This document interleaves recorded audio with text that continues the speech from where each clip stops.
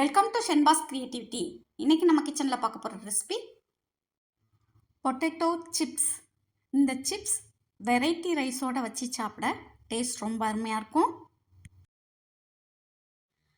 Chips பண்ணுறதுக்கு நல்ல பெரிய கிழங்காய் எடுத்துக்கோங்க.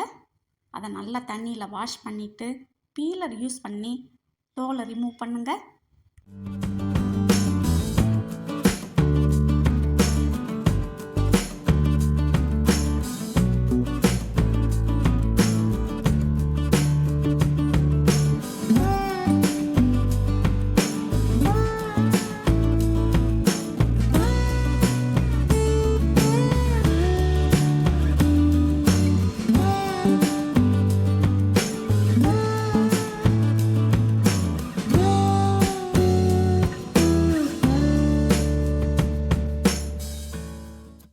இப்போ சீவன உருளைக்கிழங்க ஸ்லைசர் யூஸ் பண்ணி வட்டமாக ஸ்லைஸ் பண்ணி எடுத்துக்கலாம்.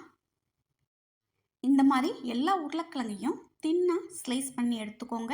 அப்போ தான் சிப்ஸுக்கு நமக்கு டேஸ்ட் நல்லாயிருக்கும். ஒரு அகலமான பாத்திரத்தில் தண்ணி எடுத்துக்கோங்க. கொஞ்சோண்டு உப்பு சேர்த்துக்கோங்க. ஸ்லைஸ் பண்ணி வச்சுருக்க உருளைக்கிழங்க இதில் போட்டுக்கோங்க.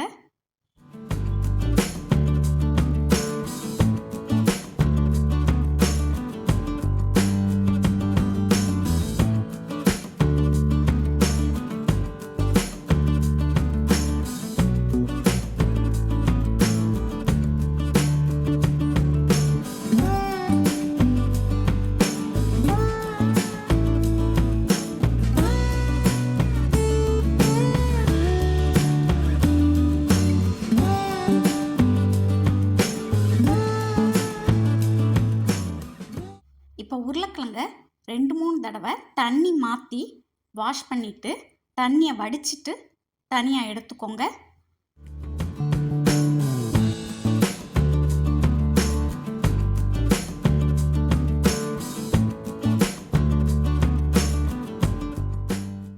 இந்த மாதிரி நியூஸ் பேப்பர் அல்லது காட்டன் கிளாத்தில் தண்ணி வடித்த உருளைக்கிழங்க இந்த மாதிரி எடுத்து வச்சுருங்க.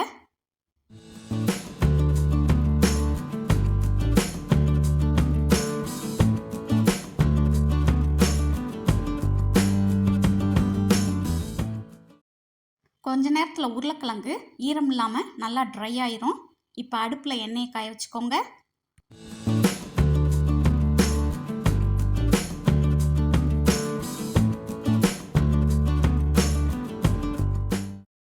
எண்ணெய் காஞ்சதும் ஈரம் இல்லாமல் ட்ரையான உருளைக்கிழங்க எண்ணெயில் போட்டுக்கலாம்.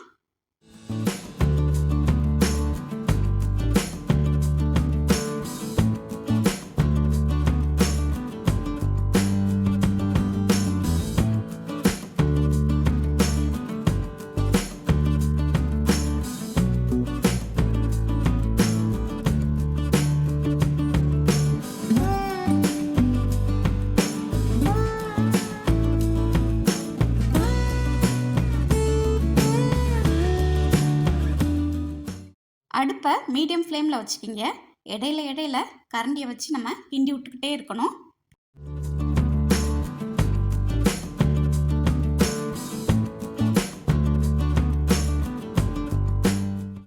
எண்ணெயோட சலசலப்பு சத்தம் குறையணும்.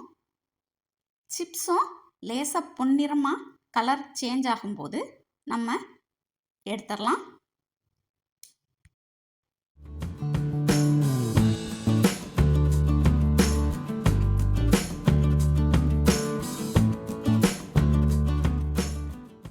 பொட்டேட்டோ சிப்ஸை இந்த மாதிரி பேப்பரில் போட்டு வச்சிட்டிங்கன்னா எக்ஸ்ட்ரா ஆயிலை பேப்பரை அப்சர்வ் பண்ணிடும். சிப்ஸுக்கு தேவையான அளவு உப்பு சேர்த்துக்கோங்க. காரத்துக்கு நான் மிளகாப்பொடி ஆட் பண்ணியிருக்கேன். பெப்பர் பவுடர் பிடிக்கிறவங்க மிளகாத்தூளுக்கு பதிலாக பெப்பர் பவுடர் கூட சேர்த்துக்கலாம். நல்லா மிக்ஸ் பண்ணி விட்டுக்கோங்க.